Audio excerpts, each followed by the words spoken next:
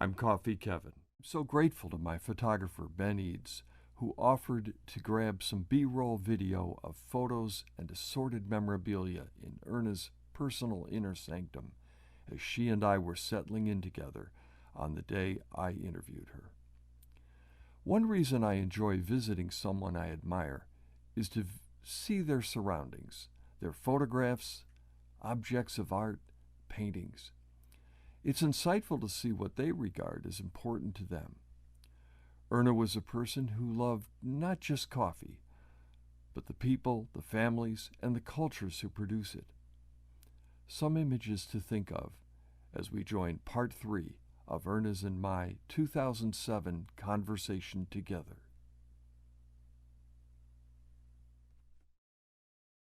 How about the amount of coffee people use? Sometimes I find people are a little stingy. Oh, you could always put hot water in it later, boiling water, make it weaker. But yeah, I like it strong. How much coffee do you use? What's your ratio? Oh, see, I knew it. You're so technical. Oh, okay.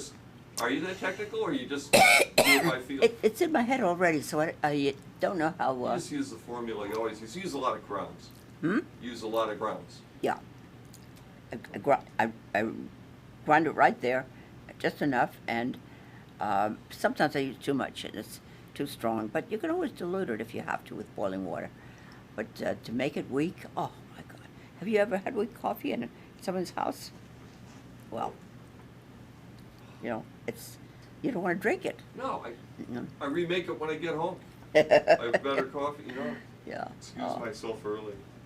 I actually, when I used to travel a lot on the road the last few years, and I would bring my own coffee brewer, and I'd go to the hotel, and we'd have a video crew with us, and we just asked them to bring hot water. And I'd bring it, I pre-grind it, because once I tried grinding it on the road, it's too hard. I just brought the ground coffee, and I made it in a dripper right there. Oh. And it was so much fun. Yeah, George, when he did travel, he'd go to the men's room and get the water, and then make it in in the car or in their room. We always bring coffee. In fact, I went to Kenya once and I brought a big bag of coffee. I thought, oh God, but I wanted to make sure that I had coffee, good coffee. Do they roast? Yeah, that's a problem in the producing countries, isn't it? A lot of times they don't have forget that. Bringing Kenya coffee to Kenya. Is that changing with the smaller home roasters? Can they use them, to? Oh, I sell to little guys who have home roasters. What a joy. They don't buy often, but he said they keep it in the freezer, which they should really if they're only going to use it maybe a little bit every day. But they have those little table ones. Well, you have all of them, don't you? All of yeah. And it's a pleasure. I have one in the mountains of Tennessee. An older man, never met him, but he said, I've heard about you, Erna, and I wonder if I could just order a bag of coffee. And he just picked the coffee. We talk a lot about it, and then one bag of coffee costs a little bit to ship, doesn't it? Unless now I think, what do we use? Oh God, what is it? Not FedEx or something? Yeah, FedEx or one of those. I think you can ship 150 pounds. Okay. Yeah, so that's good. Oh, that's great. So it's not. So actually, a consumer could actually order some green coffee if they had a home roaster. Yes.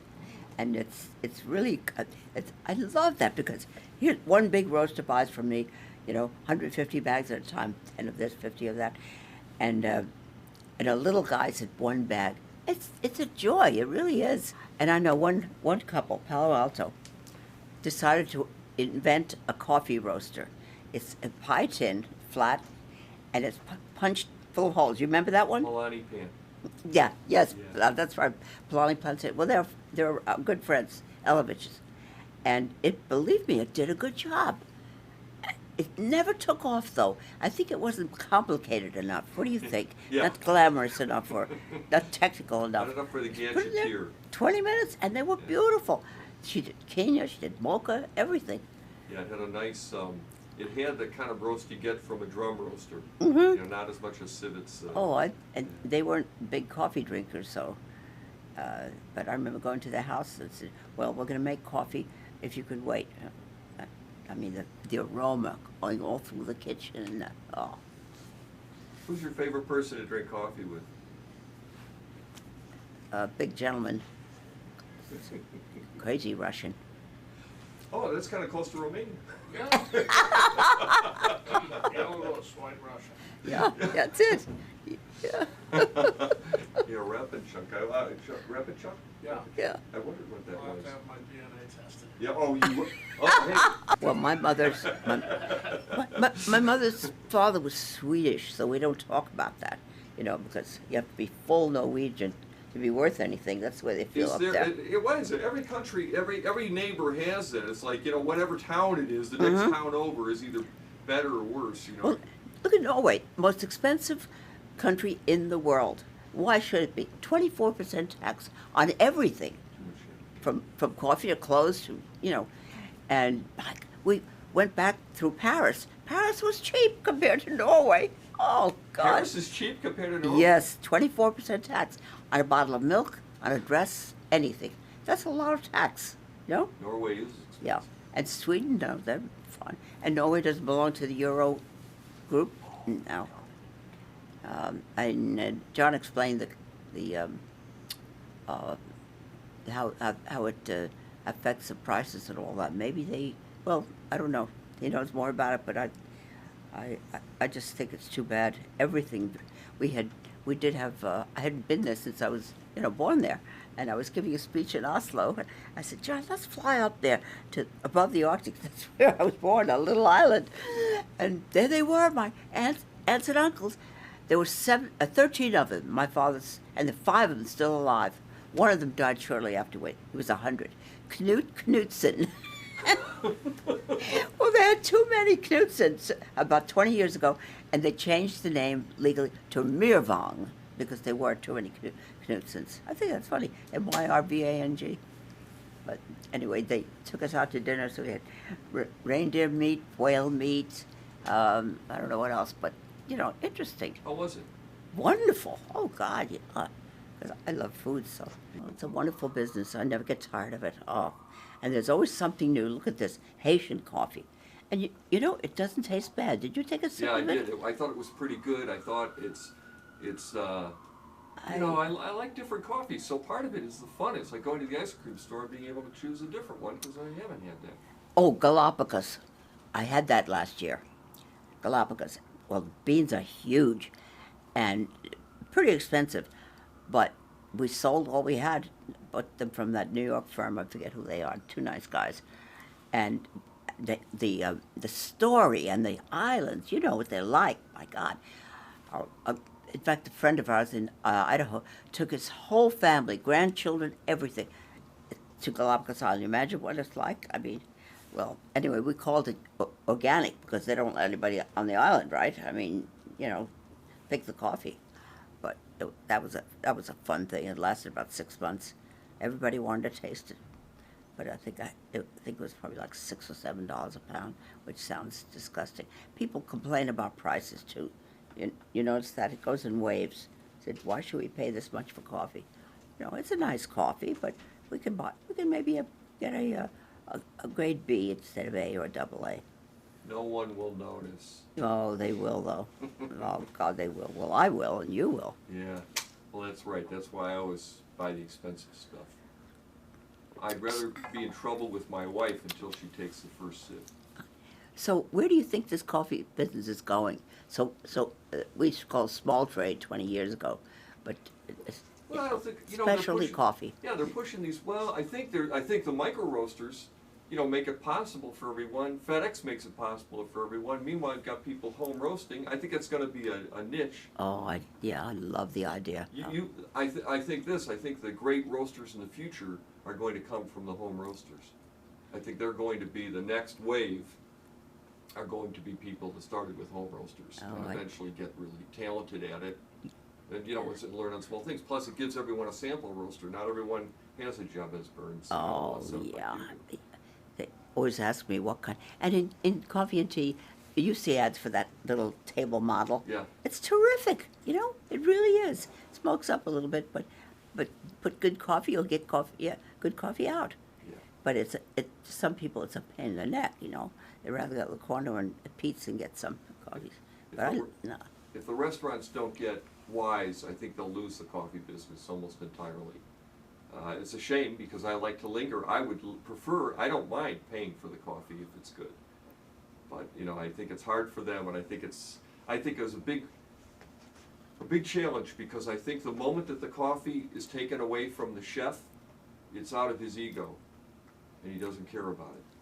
It's part of what I've learned. Most do not. Right, you found that out, huh? They just don't care. Oh, God, but it finishes the meal, you know?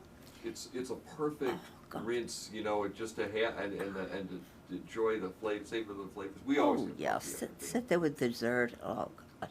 And the conversation, it's the right choice. It moves the conversation along. It's something to Yeah, linger and chat after the you're dishes have cupping been it, you're cleared. tasting it, and then, oh, God. Now, do you ever have cream and sugar in your coffee? God, no. I mean, nothing wrong with it, but... Oh, this is beginning to taste good. Oftentimes coffee tastes better when it cools a bit. I think people try to drink coffee too hot. Yes. Yeah, I always wait in the morning. John can drink it hot, so can see. I can't get any taste except heat, you know. Well, John makes it, and then the Saturday after he makes it, it's still in a thermos that is unbelievable. And he pours it over ice and drinks it like that. Just wonderful. You use good coffee, it's not going to really get bad in a week. So, Tell us about the tree. isn't that nice? Yeah. And of course you notice the flag. Da-da-da-da. And We're at war with them right now, or What? we're not at war with them, are we right now? No. Norwegians. No. But I mean, it's a coffee tree, but what kind of, is there a certain? No, it's not, I'm sure it's not Robusta, but I don't know, I paid a couple of bucks. Look how healthy it is. And did you see the tree in John's office? You see it, horizontal? Yeah. But He's it got bore some- fruit. he's got some And coffee that one, Cecil won't let me take those are, what do you call those suckers, John? Oh, that's Yeah, another shoots. coffee tree. Shoots, yeah. But that's never borne fruit. The one in my office has. Oh, I love this thing, God. I mean, think of the people who picked it, and oh, it's just a gorgeous thing. And it's beautiful, it has beautiful, maybe it's a female little bear, you know. But, Well, I'll have to. isn't it cute, huh? It was this big when I got it. It's amazing. Yeah. I didn't know they could grow in this climate. I guess they could grow in California. You just can't afford to get it picked here. Yeah. That's very funny. That's true. Oh, this is, it'll grow up. I have a great big pot for it eventually. Well, that's a great, Erna, as usual, you've been fun, which is, as you know, for me, the most important thing. But I didn't say anything pithy or new. I thought you said the usual profundities. Anyway, thank you. Aw. And you're gonna talk to not Al Pete, poor man. Well, eventually. I hope He was funny. He came to see me. I'm sorry, I heard he's still Oh, I know. dead. Listen, Okay. he had been in 5 years selling retail, okay, and roasting coffee, pretty dark. You know how he did. Yeah. But he came to see me one day. I had this big room and two great big wooden things with drawers and drawers and drawers. Label them all, every country there was, and he came to see me. Oh, girl, you're doing pretty good for a girl. For a He didn't. He knew so much, and he didn't really want to admit that anybody knew as much as. Well, he did, was- Yeah, and so that's it. But he was a good friend. He took me out to dinner at a wonderful place on Union. You remember that you walk upstairs. It was kind of German, but good food anyway. Wow, that's a challenge. I know. German cooking? Yeah, and he was British lovemaking. He was. Oh God! Good to see you. So ends the conversation with the late Erna Knutsen, the Queen of Green, and the person who coined the title specialty coffee to all coffee consumed for pleasure and taste. Hard to realize now that that was not always the case. Her work will continue. Suddenly, it seems like there's some lifting of restrictions. Will this mean we can start working towards our scheduled CoffeeCon events? The next one as early as October this year? Suspense builds. Subscribe and follow us. I'll announce it here first. Plus, you'll know about upcoming videos. Enjoy this beautiful weather. At least it's beautiful here today. Stay safe. I'm Coffee Kevin. See you soon.